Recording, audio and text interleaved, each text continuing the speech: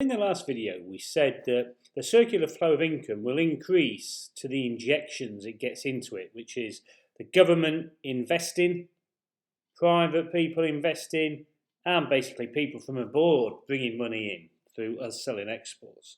So that's all that the next bit of the notes basically does, but it introduces to you some terms. So it says national income will increase if injections, this is what it's basically saying, are greater than withdrawals.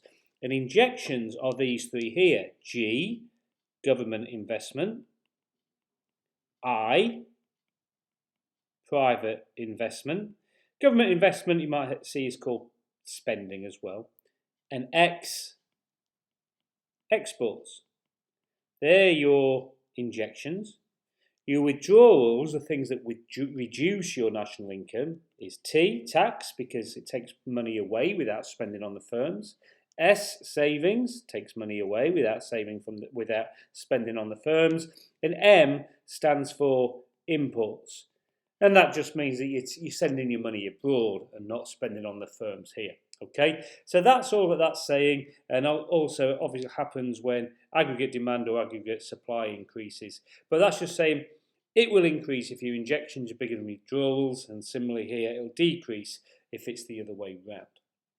Okay, so aggregate demand. I said it will increase if the national income will increase if aggregate demand or aggregate supply increase.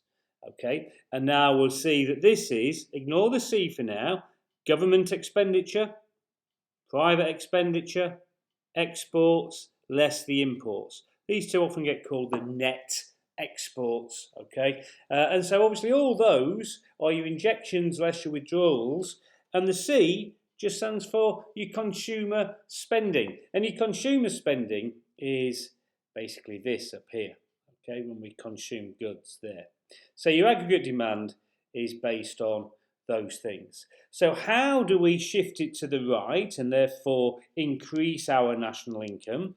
Well, you do that by increasing government expenditure, increasing investments, increasing exports, decreasing imports, okay? And if you do that, if you shift your demand to the right, then your national income grows, therefore your economy grows, therefore you've got more jobs, so unemployment will go down. But because you've done it, look, as you've shifted this aggregate demand from here to here, look at your prices. Your prices have gone from 60 to 120, so inflation will increase, okay? So that's what it's all about, aggregate demand increasing.